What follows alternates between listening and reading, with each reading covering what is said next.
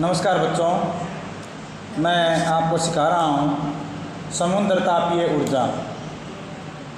आप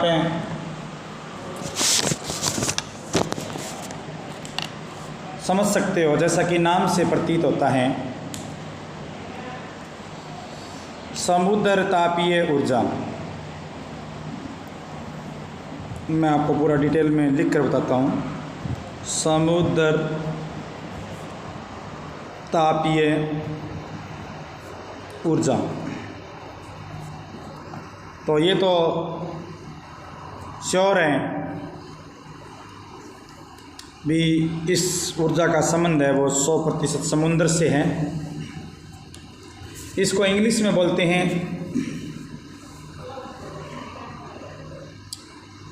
अपने, इसका इंग्लिश देखें तो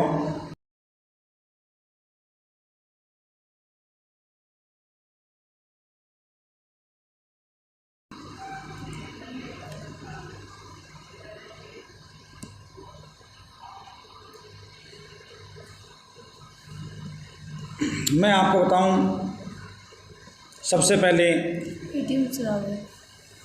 मैं एक समुद्र का रफ चित्र बनाता हूं। मान ले ये समुद्र की सतह है।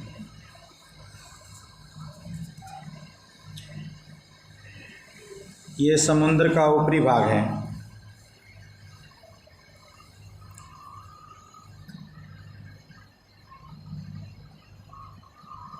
आप देख रहे होंगे मैं बना रहा हूँ, थोड़ा टाइम लग रहा है। ये पानी है। अब मैं समुद्र की निचली सतह को किसी और कलर से बनाता हूँ, जैसे मैंने रेड कलर से बना दिया। ये समुद्र की निचली सतह है।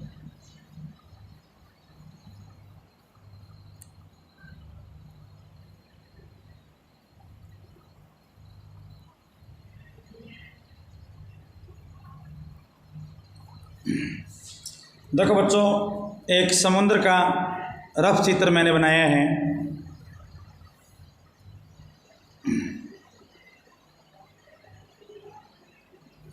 जिसमें समुद्र की ऊपरी सतह को मैंने काली लाइन द्वारा दर्शाया है। ये समुद्र की मैं मान लूँ ऊपरी सतह है, यहाँ तक।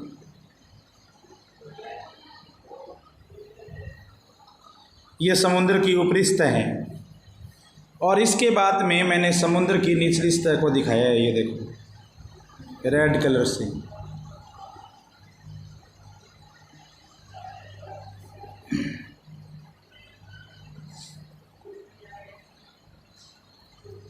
ये समुद्र की जो निचली सतह है। देखो बच्चों, जो ऊपर की सतह होती है ना समुद्र में, यदि आप कभी स्विमिंग के लिए गए हो, कोई आप स्विमिंग पूल में तैरे हो, if you go swimming in swimming pool और ocean, dive deep below the surface. यदि आप सतह से आप नीचे गए हो तो आप देखोगे कि समुद्र की जो ऊपरी सतह है ना, या किसी भी स्थान का जो वाटर बॉडी है, जलाशय है, उसकी ऊपरी सतह गर्म होती है। ये ऊपर की सतह है जो आपको गर्म मिलेगी। जैसे जैसे आप नीचे जाओगे आपको तापमान में कमी मिलेगी और पानी ठंडा महसूस होगा।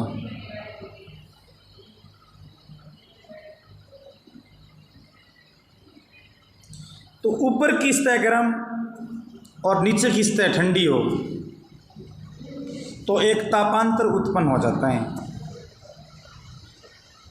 There are temperature variation below to surface. आपने ज़रूर सुना होगा, the temperature difference between deep and surface waters in ocean is also use extract energy. आपने ज़रूर सुना होगा कि समुद्र की ऊपरी और निचली सतह में जो तापमान का अंतर होता है उसका उपयोग ऊर्जा प्राप्त करने में किया जाता है। तो इस तापांतर को यहाँ से फांसा जाता है। मैं इस तापांतर को आपको एक लाइन से दिखा रहा हूँ। देखो ये तापांतर है ना, इस तापांतर को फांस कर या तो समुद्र की वाष्प बनाकर बाहर निकाल लेते हैं पानी की, या डायरेक्ट इस तापमान का यहाँ पर पानी वगैरह को वाष्प बनाकर टरबाइन घुमाकर बाहर प्राप्त करते हैं। इसके लिए एक विशेष यंत्र आता है जिसका नाम है OTEC। तो OTEC यंत्र द्वारा इस ऊर्जा को फांसने का कार्य किया जाता है। इसका इंग्लिश में पूरा नाम है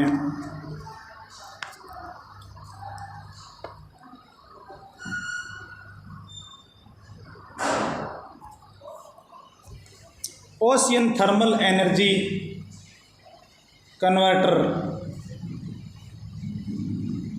कन्वर्सन, समुद्रीय तापीय ऊर्जा रूपांतरण। इस यंत्र द्वारा पावर प्लांट बनाकर जो समुद्र के तापमान में तापांतर है उससे ऊर्जा प्राप्त की जाती है। हालांकि बच्चों हमारे देश में अभी इस प्रकार की तकनीकें बहुत कम है, लेकिन जापान और हवाई क्षेत्र में इस प्रकार के जो है वो प्रोजेक्ट्स बने हुए हैं। फिर भी बच्चों भविष्य में ये ऊर्जा का एक अच्छा स्रोत हो सकता है। तो इसे भी ऊर्जा प्राप्त करने की संभावनाएं हैं। जापान में इससे ऊर्जा प्राप्त की जाती है, विकसित देशों में ये तकनीक आ गई है। अब बात करें कि समुद्रीय तापीय ऊर्जा के लाभ क्या हैं, तो एक तो ये ऊर्जा का नवीकरणीय स्रोत है। It is renewable source of energy. It is renewable source of energy. ये तापांतर को दिखा रहा हूँ मैं आपको, जो डार्क बन के दिख रहा है ना, ये तापांतर है। दूसरा लाभ ये है बच्चों कि इससे प्रदूषण न के बराबर होता है। अब कह दे इसकी सीमाएं क्या हैं। देखो सबसे पहले तुम्हें इसके लाभ एक बोर्ड बना के समझाता हूँ मैं।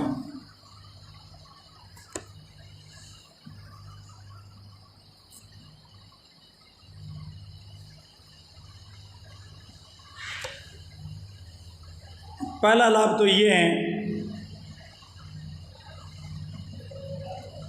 कि यह ऊर्जा का नवीकरणीय स्रोत है, रिन्यूएबल सोर्स ऑफ एनर्जी। दूसरा लाभ ये है इससे प्रदूषण ना के बराबर होता है। It is pollution free. It is pollution free. प्रदूषण है वो न के बराबर होता है। Then we can say it is good source of energy. अब कहते हैं इसकी डिसएडवांटेज क्या है, भी इसकी हानियाँ क्या हैं। तो देखो जो इसकी हानियाँ हैं वो हानियाँ तो नहीं कह सकते, हम समस्याएं कह सकते हैं, लिमिटेशंस। इंग्लिश में एक वर्ड है लिमिटेशंस। तो पहली लिमिटेशन OTEC से अंतर है बच्चों। इसका मेंटेनेंस बड़ा कठिन होता है,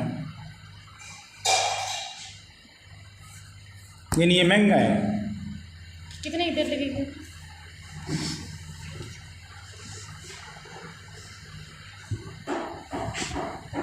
दूसरा जो इसकी समस्या है, it is expensive source of energy and everywhere is not available as a like system of OTEC। कि बच्चों ये एक ऊर्जा का महंगा स्रोत है और समुद्र में हर जगह OTEC के लायक चलाने के लायक ये एनर्जी सोर्स है वो नहीं मिलता है। समुद्र में ऐसे स्थान बहुत सीमित है जहाँ से ये समुद्र तापीय ऊर्जा प्राप्त की जा सकती है। तो इसलिए बच्चों ये ऊर्जा का एक थोड़ा सा कठिन स्रोत है।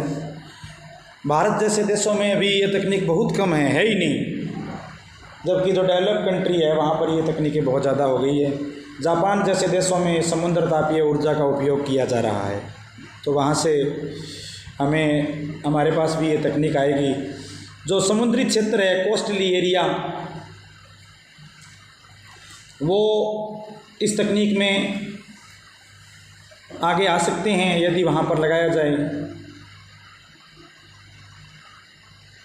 समुद्र के अंदर तापांतर जरूर होता है, आपने बच्चों सुना होगा कि जो गोताखोर हैं वो एक विशेष प्रकार का वेट सूट, मतलब गीला, एक विशेष प्रकार की पोशाक पहनते हैं। Scuba divers wear wet suits when they dive down deep. जब गोताखोर नीचे गहरे पानी में जाते हैं तो विशेष प्रकार का सूट पहनते हैं। ये सूट क्या काम करता है? ये सूट उनकी बॉडी की जो हीट है, ऊष्मा है, उसको बनाए रख कर उसे वो गर्म होने से बचाता है। The wet suit trap their body heat to keep them warm. उनकी बॉडी हीट को ट्रैप कर उन्हें गर्म रखने में सहायता प्रदान करता है। अब बात यह है कि बहुत सारे बच्चों मन में आता है कि समुद्र की सतह अंदर से ठंडी होती है, तो बच्चों ऊपर से गर्म क्यों होती है? तो ऊपर से गर्म सूर्य की ऊर्जा के कारण होती है और नीचे से बच्चों ठंडी होती है, इसीलिए बीच में वो तापांतर उत्पन्न हो जाता है। और इसी तापांतर का यूज है वो OTEC से यंत्र द्वारा किया जा सकता है।